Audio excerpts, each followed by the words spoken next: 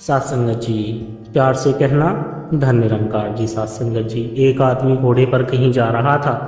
घोड़े को जोर से प्यास लगी थी। सात संगत जी, कुछ ही दूर पर एक कुआं, जहां पर एक किसान अपने बैलों को चलाकर खेतों में पानी चला रहा था। सात संगत जी, मुसाफिर कुएं के पास आया और घोड़े को पानी पिलाने लगा, पर जैसे ही घोड़ा झुककर पानी पीने की कोशिश करता, सात संगत जी, बैलों की ठक ठक की आवाज से डर कर पीछे हट जाता। फिर आगे बढ़कर पाने की कोशिश करता और फिर आवाज की ठक ठक से डर कर पीछे हट जाता। सात संगत जी, मुसाफिर कुछ क्षण तो यह देखता रहा।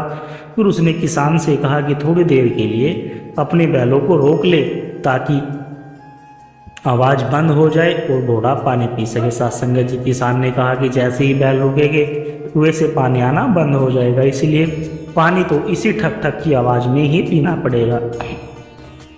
सात संगत जी, ठीक ऐसे ही यदि हम सोचते हैं कि जीवन की ठक ठक अर्थात जो हलचल है बंद हो तभी हम भजन संध्या वंदना आदि करेंगे, तो यह हमारी बड़ी भूल है। सात संगत जी, हमें भी जीवन की इस ठक ठक में समय निकालना होगा, तभी हम अपने मन की तृप्ति कर सकेंगे। सात संगत जी, वरना उस घोड़े की तरह हमेशा ही प्यासा रहना होगा। सब काम करते हुए, सब दायित्व निभाते हुए प्रभु सिमरन में भी लगा रहना होगा। सात संगत जी, जीवन में ठक ठक तो चलती ही रहेगी। सात संगत जी, गुरु प्यारी सात संगत जी, बड़े प्यार से कहना धन निरंकार जी। आशा करते हैं सात संगत जी का आप सभी महापुरुष सदगुरु माता जी के आशीर्वाद और निरंकार प्रभु के आशीर्वाद से जहाँ भी होगे सेवा में इसमें और सत्संग करते हुए खुश होगे, स्वस्थ होगे, प्रसन्न होगे। सात संगत जी, आप सभी संतों से अनुरोध है कि इस साखी को अंत तक जरूर सुनिए। सात संगत जी, एक छोटा सा लड़का जो कि लगभग 12 वर्ष का रहा होगा, एक दवाई की दुकान में आया और उसके मालिक से एक फ़ोन मिलाने के लिए आज्ञा मांगी। फिर उसने एक बड़ा सा बक्सा खिसका कर उस पर चढ़ गया सात संगत जी, जिससे कि वह ऊपर रखे हुए फ़ोन तक आसानी से पहुंच सके। दुकान का मालिक चुपचाप उस लड़के की बातचीत सुनने लगा। बालक ने एक महिला को फ़ोन मिलाया। सात संगत जी बोला, क्या आप मुझे अपना बगीचा और लॉन काटने का काम दे सकती है? इस पर वह महिला फ़ोन के दूसरी ओर से बोली, मेरे लॉन की कटाई का काम पहले से कोई कर रहा है। बालक ने फिर कहा, किंतु मैं आपके लॉन की कटाई का काम उससे आधे दामों पर करने के लिए तैयार हूँ। सात संगत जी, महिला बोली, जो लड़का मेरे लॉन की कटाई कर रहा है मैं उसके काम से पूरी तरह संतुष्ट हूँ। इस पर वह बालक और अधिक निश्चय पूर्वक बोला कि मैं आपके लॉन में चारों ओर का रास्ता भी साफ कर दूंगा और आपके घर के बाहर की शीशे की सफाई भी कर दूंगा।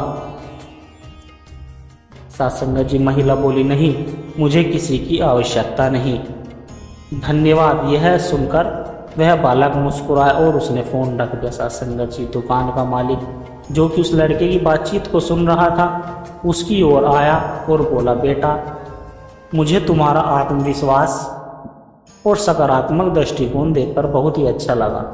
मुझे तुम्हें नौकरी पर रखकर वास्तव में खुशी होगी। क्या तुम मेरे लिए काम करना पसंद करोगे? इस पर वह बालक बोला, धन्यवाद, पर मैं कोई नौकरी नहीं करना चाहता। सात संगत जी, दुकान का मालिक बोला, लेकिन बेटा, तुम तो अभी फ़ोन पर नौकरी के लिए गिड़गिड़ा रहे थे। पर इस पर बालक बोला, नहीं मोहते, मैं तो केवल अपनी कार्य कुशलता का परीक्षण कर रहा था। दरअसल जिस महिला को मैंने फ़ोन किया था मैं उसी के लिए कार्य करता हूँ। वह आगे बोला, और उससे बात करने के बाद यह जानकर मुझे अधिक आत्मसंतोष मिल रहा है कि वह महिला मेरे कार्य से पूर्ण रूप से संतुष्ट है। क्या हम लोग इस छोटे से बालक से आत्मनिरीक्षण करने की प्रेरणा प्राप्त कर सकते हैं सात संगत जी, ताकि हम भी अपने जीवन में सुधार ला सके?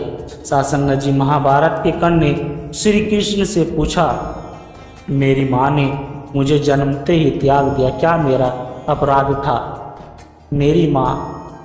मैंने मेरी माँ की कोख से एक अबीर बच्चे के रूप में जन्म लिया। द्रोणाचार्य ने मुझे शिक्षा देने से इनकार कर दिया क्योंकि वह मुझे क्षत्रिय नहीं मानते हैं। सात संगत जी, क्या यह मेरा कसूर है? परशुराम जी ने मुझे शिक्षा दी, किंतु यह श्राप भी दिया कि मैं अपनी विधा भूल जाऊंगा, क्योंकि वह मुझे क्षत्रिय समझते थे। भूलवंश एक गौ मेरे तीर के रास्ते में आकर मर गई और मुझे गौ वध का श्राप मिला। द्रौपदी के स्वयंवर ने मुझे अपमानित किया क्योंकि मुझे किसी राजघराने का कुलीन व्यक्ति नहीं समझा गया। साथ संगत जी, यहाँ तक कि मेरी माता कुंती ने भी मुझे अपना पुत्र होने का सच और अपने दूसरे पुत्रों की रक्षा के लिए स्वीकारा। मुझे जो कुछ भी मिला दुर्योधन की दया स्वरूप मिला। तो क्या यह गलत है कि मैं दुर्योधन के प्रति अपना वफादारी रखता हूँ? साथ संगत जी, श्री कृष्ण मंद मंद मुस्कुराते हुए बोले कि कर्ण मेरा जन्म जेल में हुआ था। मेरा पैदा होने से पहले मेरी मृत्यु इंतजार कर रही थी। जिस रात मेरा जन्म हुआ उसी रात मुझे मेरे माता पिता से अलग होना पड़ा। मेरा बचपन रथों की धमक, घोड़ों की हिनहिनाहट, तीर कमानों के साय में गुजरा। मैंने गायों को चराया, उनके गोबर को उठाया। जब मैं चल भी नहीं पाता था तो मेरे ऊपर प्राण घातक हमले हुए। कोई सेना नहीं थी, कोई शिक्षा नहीं थी, कोई गुरुकुल नहीं था। साथ संगत जी, कोई महल नहीं था। मेरे मामा ने मुझे सबसे बड़ा शत्रु समझा। जब तुम सब अपनी वीरता के लिए, अपने गुरु व समाज के लिए प्रशंसा पाते थे, उस समय मेरे पास शिक्षा नहीं थी। 16 वर्ष की आयु में मुझे ऋषि संदीपनी के आश्रम में जाने का अवसर मिला। तुम्हें अपनी पसंद के जीवन साथी से विवाह का अवसर मिलता है और मुझे वह भी नहीं मिला जो मेरी आत्मा में बसती थी। मुझे बहुत से विवाह राजनीतिक कारणों से यह उन स्त्रियों से करने पड़े जिन्हें मैंने राक्षसों से छुड़ाया। साथ संगत जी, मुझे जरा संध के प्रकोप के कारण मेरा सारा कुटुंब यमुना से लेकर जाकर सुदूर प्रांत में समुद्र के किनारे बसाना पड़ा। दुनिया ने मुझे कायर कहा। यदि दुर्योधन युद्ध जीत जाता तो विषय का श्रेय तुम्हें ही मिलता, लेकिन धर्मराज के युद्ध जीतने का श्रेय अर्जुन को मिला जो कौरवों ने अपनी हार का उत्तरदायी समझा। हे कर्ण, किसी का भी जीवन चुनौतियों रहित नहीं है। सबके जीवन में सब कुछ ठीक नहीं होता। कुछ कमियां अगर दुर्योधन में थी तो कुछ युधिष्ठिर में भी थी। सत्य क्या है और उचित क्या है, यह हम अपनी आत्मा की आवाज द्वारा स्वयं निर्धारित करते हैं। इस बात से कोई फर्क नहीं पड़ता कि बात हम पर अन्याय, कोई फर्क नहीं पड़ता कितनी बार हम पर अन्याय होता है। इस बात से कोई फर्क नहीं पड़ता कितनी बार हमारा अपमान किया जाता है। इस बात से फर्क नहीं पड़ता कितनी बार हमारे अधिकारों का हनन होता है। फर्क तो सिर्फ इस बात से पड़ता है कि हम उन सब का सामना इस प्रकार करते हैं। जीवन में यदि हमारे साथ कुछ गलत होता है तो उसे हम कुछ गलत करने का अधिकार नहीं मिल जाता। इन एक परिस्थितियों के लिए हम किसी दूसरी परिस्थितियों को जिम्मेदार नहीं ठहरा सकते। न्याय की परिभाषा हम स्वयं तय करते हैं। सात्संगत जी, यदि आप नकल करते पकड़े जाए तो अन्याय नहीं है। यदि ड्यूटी पर रिश्वत लेते हुए पकड़े जाए तो वह अन्याय नहीं है। यह आपकी गलतियों का फल है, हम उसका प्रतिकार नहीं कर सकते। जीवन के संघर्षपूर्ण दौर ही हमारी किस्मत तय करते हैं। ईश्वर ने हमें दिमाग दिया है, लेकिन उसे गलत या सही रूप में इस्तेमाल करने का जिम्मेदारी हमारी है। सात्संगत, ईश्वर ने हमें 2 हाथ दिए हैं, उनसे सोना खोदना या किसी का कब्र या निर्णय हमारा है। ईश्वर ने हमें पैर दिए हैं, लेकिन उन्हें किस रास्ते पर चलाना यह निर्णय हमारा है। संघर्ष तो दोनों ओर है, लेकिन आप किसकी तरह सामना करते हैं। यह कर्ण की तरह एक बच्चा अपनी माँ के साथ एक दुकान पर शॉपिंग करने के लिए गया तो दुकानदार ने उसकी मासूमियत देखकर टॉफियों के डब्बे खोलकर कहा कि लो बेटा, टॉफियाँ ले लो, पर उस बच्चे ने भी बड़े प्यार से उन्हें मना कर दिया।